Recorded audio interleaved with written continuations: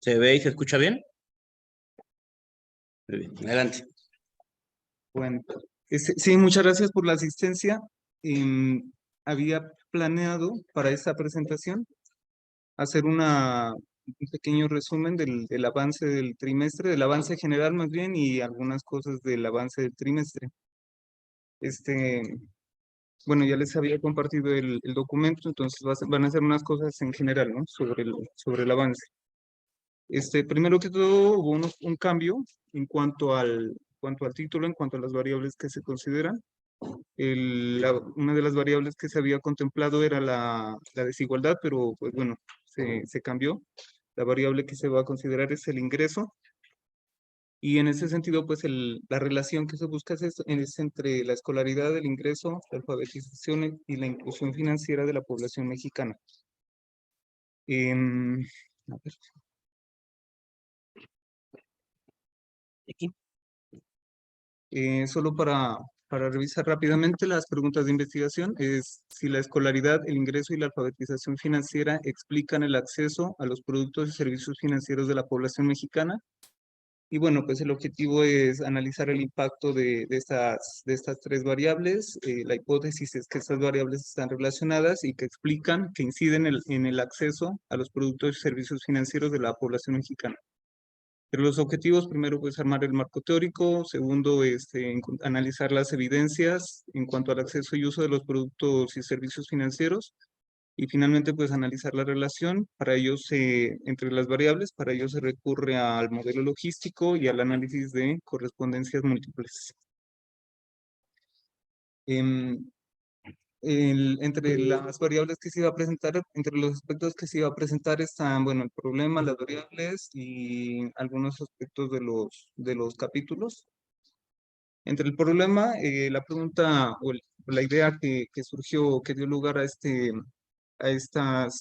estudio es esto, ¿no? Si el sector financiero es importante para el crecimiento, porque algunos países lo promueven y otros no lo promueven.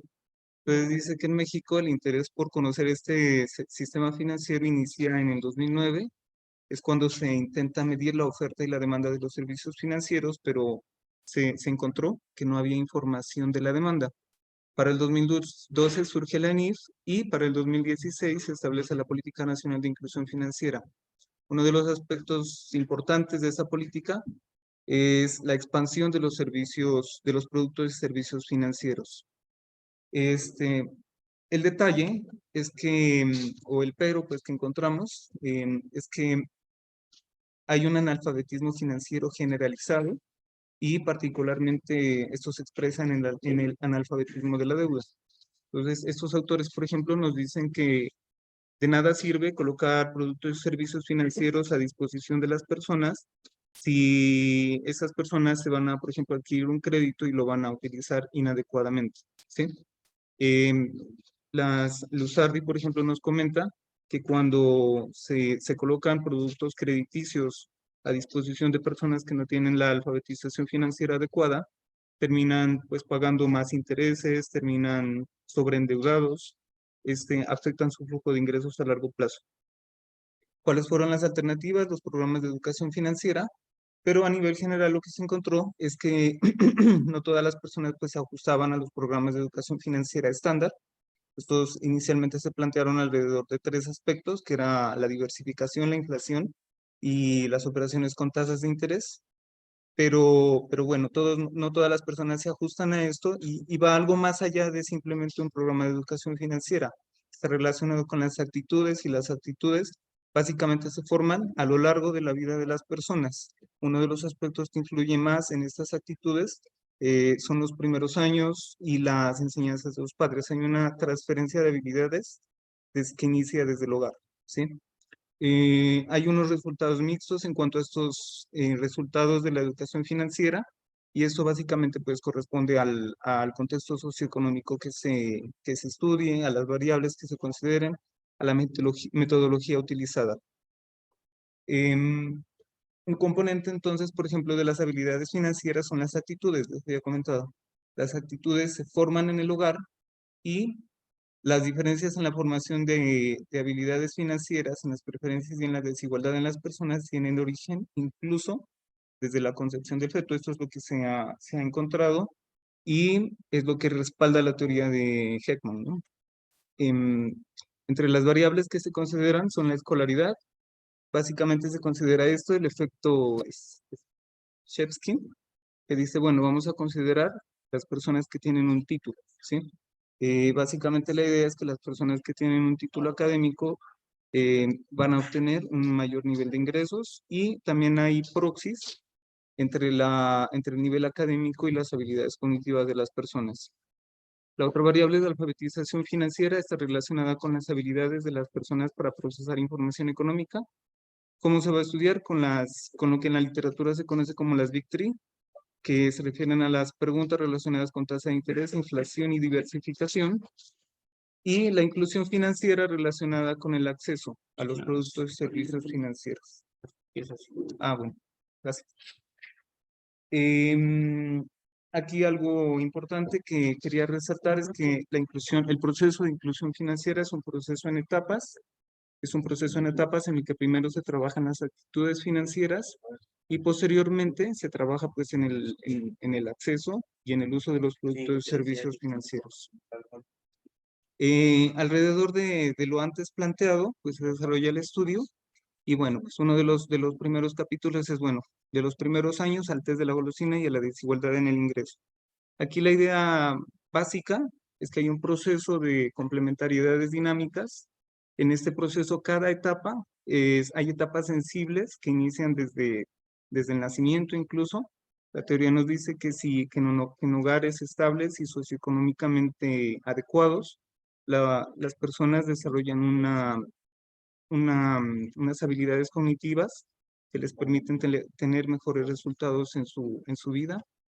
Este nivel socioeconómico de los primeros años también se traslada o se expresa en la tasa de descuento y en la aversión al riesgo que tienen las personas posteriormente.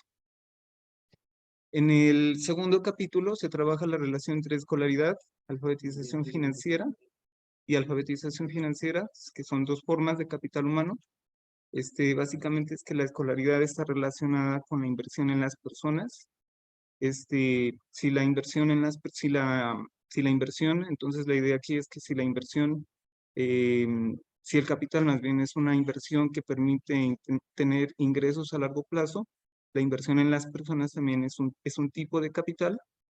¿Por qué? Porque permite incrementar y tomar decisiones financieras para el bienestar de las personas a largo plazo. Uno de los aspectos más importantes aquí es la escolaridad. La escolaridad hace a las personas más productivas, mejora sus ingresos y también la teoría pues nos dice, bueno, es una fuente de innovación y cambio tecnológico. Eso es lo que se sustenta a lo largo de esta segunda parte, de este segundo capítulo. Y bueno, algunos aspectos aquí es que el capital humano como tal se acumula y se deprecia. Esto al respecto pues ya lo había teorizado Becker desde 1962 y es algo que posteriormente se retoma incluso, bueno, aquí el profesor Mata tiene un artículo en el que encuentra que hay una tasa de una depreciación de las habilidades cognitivas de las personas. Teóricamente se respalda esto y hay diferentes tasas de depreciación de estas habilidades cognitivas de acuerdo al contexto también que se considere y a la población que se esté estudiando, ¿no?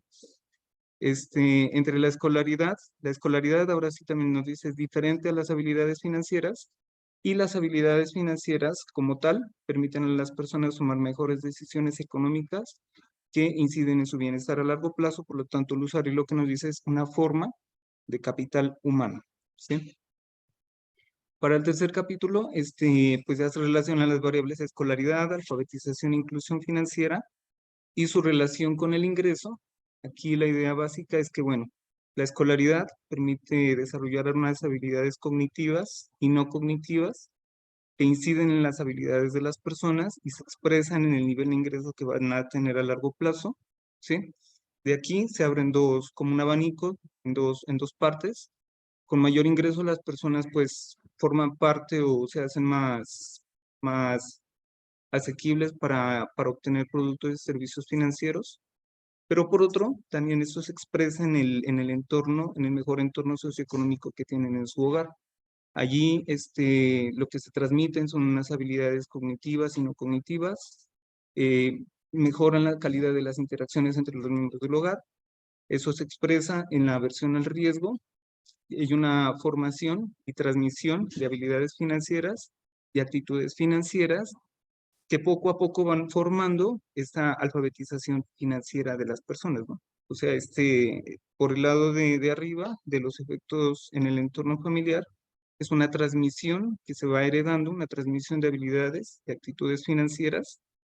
Y por el lado de la inclusión financiera, pues con mayor ingreso, las personas se hacen más, forman parte de la población objetiva para acceder a los productos y servicios financieros.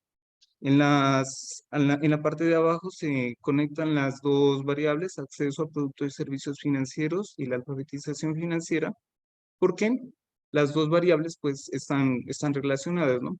Tanto las personas que tienen mayor ingreso pueden acceder a mayores productos y servicios financieros, como las personas que tienen un poco más de alfabetismo financiero van incluso a acceder a esos productos y servicios financieros y pues eso incidirá también en la forma como los utilizan, ¿no?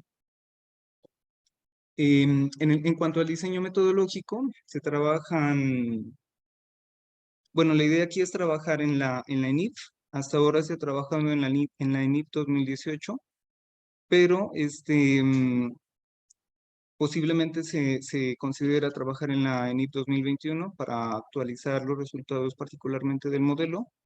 Y la ENIF 2015 me interesa porque considera una pregunta que dice, bueno, ¿a usted quién le enseñó sobre el manejo del ahorro? Entonces, creo que es una buena variable que me permite capturar precisamente ese efecto de la transmisión de habilidades cognitivas desde el hogar. Y bueno, en cuanto al tipo de estudio, bueno, aquí algunos aspectos. Eh, algo sobre lo que quería comentar también era sobre el análisis de correspondencias múltiples. Esta es una metodología que nos permite trabajar, es una generalización del análisis de componentes principales, pero está particularmente dirigida a las variables dicotómicas. Y bueno, ¿qué pasó al aplicar esta metodología? Cuando aplicamos esta metodología sobre las variables de interés, esos son los resultados. Tenemos dos dimensiones. Ya. Tenemos dos dimensiones. La primera dimensión nos explica el 60.09% de la inercia, la segunda el 13.07%. Entonces, con la primera se elabora el índice, un índice preliminar de alfabetización financiera. En este índice lo que podemos observar es que las variables más importantes son las que corresponden al interés simple y las que menos inciden, en este caso, son las de interés compuesto, ¿no? Eso, bueno, en general, les puedo decir. Después lo que se hace es introducir este índice de alfabetización financiera en un modelo logístico. Aquí las variables dependientes son los diferentes productos y servicios financieros que considera la ENIF. Y en general lo que vemos es que, bueno, la escolaridad, a mayor escolaridad, las personas acceden a más productos y servicios financieros. Igual el ingreso, a mayor ingreso, hay un mayor acceso a los servicios financieros. Y la inclusión financiera, pues, tiene el mismo comportamiento, ¿no? A mayor inclusión, a mayor alfabetización financiera, las personas acceden más a estos servicios. Bueno, esto era lo que les quería presentar y bueno, como conclusiones, el acceso a los diferentes productos y servicios financieros. En el acceso, una de las variables fundamentales es la escolaridad, el ingreso y la alfabetización financiera. Y en cuanto pues al título del trabajo, la relación entre las variables y el acceso a los productos y servicios financieros es básicamente que la escolaridad aumenta las probabilidades de obtener un mejor ingreso. Con mayor ingreso, las personas acceden a más productos y servicios financieros y en el proceso se desarrollan esas ciertas habilidades y aptitudes que les permiten a las personas desarrollar su alfabetización financiera. ¿Qué pasa? ¿Cuál es el resultado? A mayor escolaridad, un mayor ingreso, mayor alfabetización financiera y mayor acceso a los productos y servicios financieros.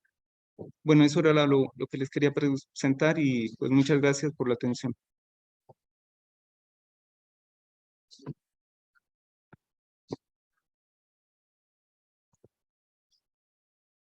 Muchísimas gracias.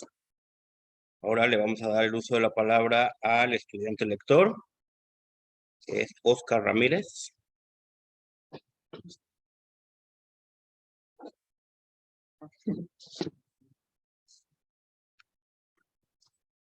Sí, buenos días. Y le hice llegar a acompañar los comentarios ya por electrónico. Y sí bueno, me perdí un poquito porque no sabía si era si todo el texto se realizó una modificación, bueno, un avance o fue solamente una parte. Pero estuve revisando la gran mayoría del texto y sí noté que hubo diferentes, bueno, un cambio, ¿no? En lo que se había planteado, e incluso un poquito de información adicional, ¿no? En los capítulos que se trabajaron. Y bueno, de manera general, pues sí se nota esta parte, este cambio de la periodicidad. Me supongo que va a ser la del 2018. Y en algún momento dado, pues cambiarlo o hacer un periodo hacia el 2021. Ese era el comentario que se tenía. Eh, yo bueno, el mayor avance que yo vi fue en los resultados estadísticos, en la parte ya del análisis de componentes principales. Y ahí, a reserva de que obviamente el compañero y sus asesores lo consideren, pues sería como explicar un poquito más los resultados, porque se presentan como de manera muy general, tanto el de la metodología de componentes principales y el de, ¿cuál fue la otra? Es el modelo logístico Modelo- y el de análisis. Análisis de correspondencia. Entonces, no sé si, bueno, noté que en el texto los principales resultados o muchos resultados están en los anexos. Entonces, no sé si sea como buena idea cambiar esos resultados que están en los anexos a la parte de los capítulos para que se puedan explicar un poquito mejor y se pueda tener una mejor percepción de las variables que se están utilizando. También relacionado con ese tema, pues creo que se podría presentar un poquito más análisis de los datos, de los resultados de componentes principales y explicar un poquito más las variables que se están utilizando y cómo se realizó el análisis. Porque sí se presentan los resultados, pero tal vez alguien que no está muy experto en este tipo de análisis, pues se pierde un poquito, ¿no?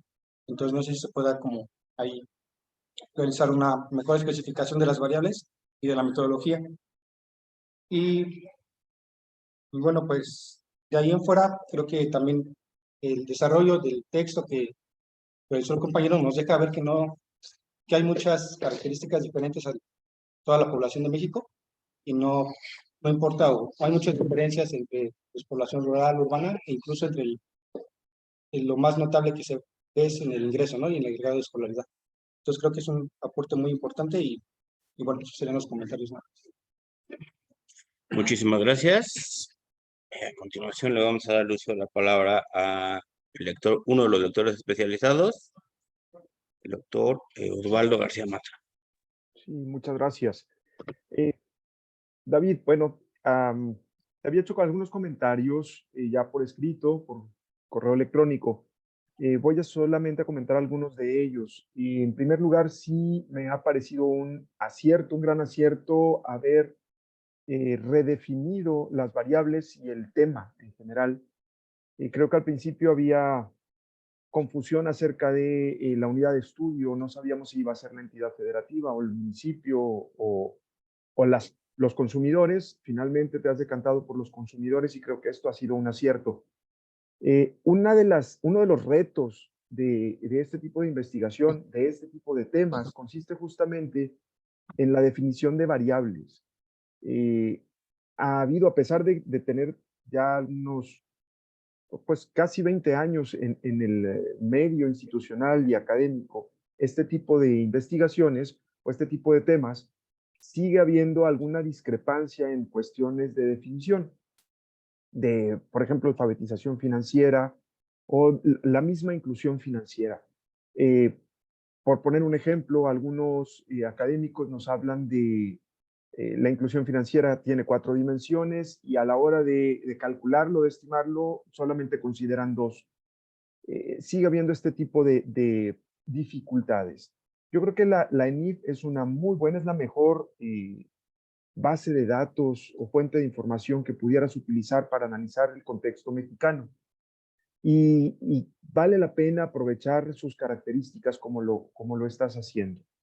La parte del cálculo, la estimación de cada uno de los constructos me parece sólida. También creo que ha sido un acierto haber llegado a esto, haber definido con qué técnica de análisis vas a analizar, a trabajar los datos. Yo te insistiría para mejorar tu tesis, en ser consistente con la estructura, revisar muy bien nuevamente desde el inicio, desde el título, buscar que sea consistente con la hipótesis, con la pregunta de investigación y con el modelo que estás desarrollando. Específicamente creo que es más bien cuestión de forma, creo que lo tienes definido ya en tu texto, sobre todo en la parte de método y de resultados. Coincido con Oscar en que los resultados, lo que traes en el anexo debería ser parte del capítulo de resultados. Y creo que debes cuidar nuevamente la consistencia. En el título no aparece el ingreso, luego en la hipótesis aparece, o en alguna de las objetivos específicos mencionas el ingreso, aparece y desaparece de repente. El mismo orden de las variables le da al lector una idea de qué es lo que vas a analizar. Usualmente ponemos primero las variables independientes y al final la dependiente.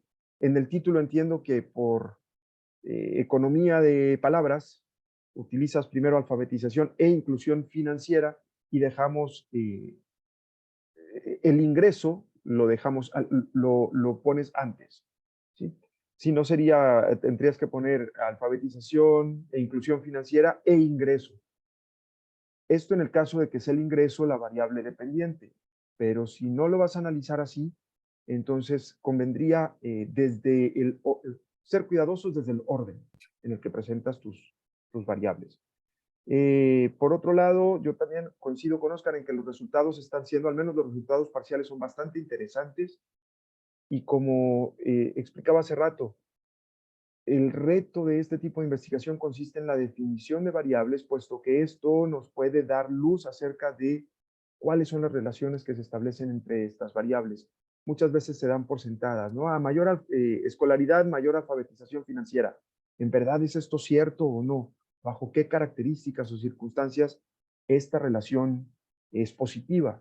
Y lo mismo con la alfabetización financiera y la inclusión financiera. Hay investigaciones que han encontrado que no necesariamente se mueven en el mismo sentido. El resto de las investigaciones, la mayoría nos dice que sí. Aparentemente es algo lógico, pero para eso está este tipo de investigaciones y este tipo de desarrollo de temas, para poder comprobar o rechazar estas hipótesis que se ponen a prueba. Pues yo te invitaría a seguir trabajando en lo que estás, a revisar nuevamente todo el documento desde el inicio y prácticamente a cerrar ya con el planteamiento de tu modelo. Mencionabas hace rato acerca de esta pregunta de quién te enseñó a ahorrar. Valdría la pena de considerar o revisar muy bien si conviene incluirla en el modelo o no. Quizás sea motivo para otra investigación. En lo personal, yo creo que, nuevamente, concéntrate en lo que ya tienes y deja otras variables para futuras investigaciones en este momento.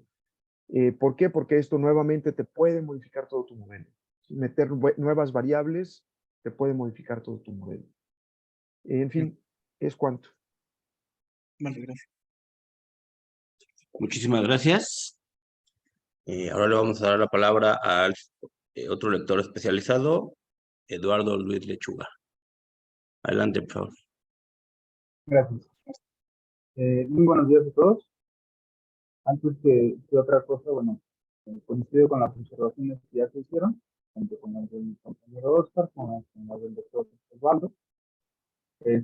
Creo también que es importante, al igual que ellos ya han mencionado, que la parte de anexos, bueno, una gran parte de anexos tiene que irse al trabajo, porque de pronto, cuando uno está dando la lectura, pues menciona ahí, ¿no? Que los resultados se ven en el Excel. Entonces creo que son cosas importantes y resultados importantes, relevantes para la investigación, los cuales tienen que estar incluidos en la estructura del trabajo. Otra cosa creo que hace falta profundizar un poco es en las condiciones, o sea, la pregunta principal del trabajo también, o parte de la pregunta principal es si se promueve de forma adecuada el sector financiero en el país. Creo que ahí tendrías que complementar un poquillo con partiendo si las condiciones socioeconómicas lo permiten. O sea, no es lo mismo, creo yo, que fomentar este sector financiero en la Ciudad de México, que no sé, en alguna parte de la sierra del sureste del país. En cuanto a los resultados del modelo, creo yo que también podrías hacer un desglose importante. La ENIT tiene cobertura nacional y además tiene significancia a nivel regional. Entonces, por ese sentido, me parece que podrías ir demostrando que vaya en las zonas más desfavorecidas del país, es en los estados donde se requiere pues, de mayor atención, ¿no? Seguramente ahí va a ser el contraste muy marcado. Y en la parte de las instituciones, digo, ya para terminar, creo yo que tienes que remarcar y subrayar los hallazgos y resultados innovadores que antes de me parece que se deja la institución de forma muy amplia y tiene resultados muy interesantes. Entonces, ahí hay que meterlos y hay que casi como que marcarlos con letras negritas para que la innovación, bueno, para que se vea la importancia de la investigación y sobre todo de las nuevas resultados e innovaciones que a los cuales estás llegando, ¿no? Es parte de esto. Igual, creo que te había comentado por correo, no sé si sea conveniente actualizar la base de datos, salvo que, digo, si son las mismas variables, pues creo que sería un ejercicio importante. Y si no, pues ya, como dijo el doctor Osvaldo, atenerse a los resultados que se tienen ahorita. Y de mi parte creo que sería todo. Vale, muchas gracias. Bueno, esta presentación iba hasta las 11. No sé si el profesor Alejandro quiera comentar algo. Marco Antonio se ausentó. Alejandro López, si tienes algunos comentarios, por favor. Sí. Perdón. Adelante. Hola, hola compañeros, buenos días. Pues bueno, en realidad, David, lo que yo tengo que hacerte comentarios es que son muy escasos, porque obviamente no tenía el gusto de conocerte, no tenía el gusto de haber leído tu trabajo. Dame oportunidad de hacer una lectura más detallada, que en esta ocasión solo hice una lectura, dada la premura del tiempo con el cual conté para revisar tu tesis. No es una lectura tan profunda que meritaría mayores comentarios. Metodológicamente la veo bastante bien, recuperando lo que han dicho los otros profesores, pues creo que has hecho un buen ajuste de variables y me parece que la tesis va bien. Insisto, no tengo mayores comentarios porque recién me estoy incorporando a tu comité tutoral, pero es una tesis que me gusta en lo que estás trabajando. Y creo que el comentario más importante que tenía es lo que te acaban de mencionar sobre el anexo, ¿no? Esta parte de cómo manejar ese anexo estadístico y en esta cuestión de cómo ir cerrando ya tu modelo para que puedas tener resultados más sólidos en el entendido de que te permitan reafirmar tu hipótesis. De ahí en fuera creo que la tesis va bien y yo más bien te pediría que la próxima semana tú y yo nos reunamos por un Zoom para poder platicar con mayor detalle todo lo que ya tengas sobre tu tesis. Y bueno, creo que vas trabajando bien, se nota un trabajo bastante dedicado, se nota una buena asesoría, va avanzando bien tu trabajo. Gracias. Alejandro, Bueno, muchas gracias.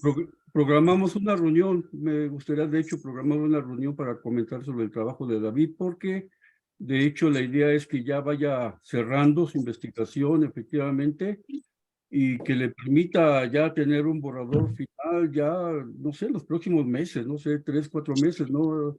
David, Pinchao, más o menos ese sería Y el trabajo. la intención, yo creo que les había comentado a cada uno, pues la intención era tal vez recibir la mayor retroalimentación en este coloquio para tener el borrador pues a principios de agosto. Bueno, Pues ¿por qué esa no, era la intención. claro, Pero ¿por qué no bueno, lo planeamos así? Y entonces, si Eduardo está de acuerdo, Osvaldo y Alejandro, tener una reunión colectiva aparte de aquí, no sé, dentro de una semana, algo así, De nos ponemos de acuerdo. acuerdo y concretar algunos comentarios adicionales, si fuese el caso, ¿no? Si no, digo, entiendo ya que Osvaldo y Eduardo Luis Lechuga ya vienen diciendo, cuando menos con Alejandro, porque sí, efectivamente, Alejandro tuvo muy poco tiempo para darle lectura, que ya está muy avanzado el trabajo, sino cuando menos con Alejandro, tener esta reunión en colectivo, ¿no? Nosotros tres ya nos pondríamos de acuerdo, ¿no? Más adelante. Sí, yo estoy totalmente de acuerdo contigo, doctor. Yo, de hecho, iba a proponer a David que nos reuniéramos la próxima semana, pero tú puedes decidir ahí también, como yo afortunadamente ya terminé clases aquí en la UNAM, entonces tengo un poquito más de tiempo para dedicarle a David la lectura y que nos podamos reunir un día de la próxima semana. Perfecto, perfecto, nos vamos poniendo de acuerdo. De acuerdo, Muy bien. me Muchas parece bien. gracias. Vale, muchas gracias. Muchísimas gracias. Vamos a cerrar la presentación de David y vamos a dar paso a la siguiente. Muchas gracias. Bueno, gracias a todos. Hasta luego.